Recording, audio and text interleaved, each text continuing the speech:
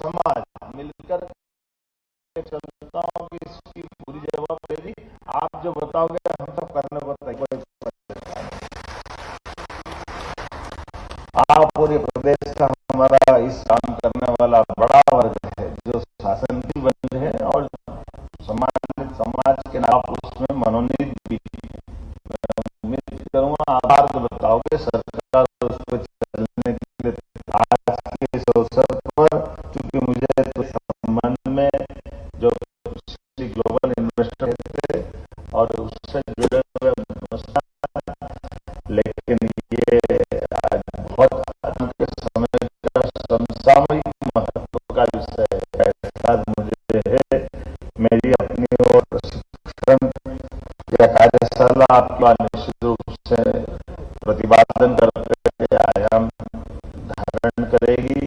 के साथ इन व्यवस्था पे हमको माननीय मंत्री जी को आपके जिम्मे करके जा रहे हैं। आज ही हमारे बीच में है, इनका मन है, इनका भाव भी निर्मल है, हिंदू निर्मल है और आपने कहा में आपने कुछ इशारा किया और अच्छा हो गया कि उस क्षेत्र का आपके बीच में जो इस भावना को ऐसे में हम भगवान के मंदिर, लेकिन मंदिर की प्रतिमा का हम दर्शन लगे कि धन्य कर आपने भगवान ने सिर हिला लिया।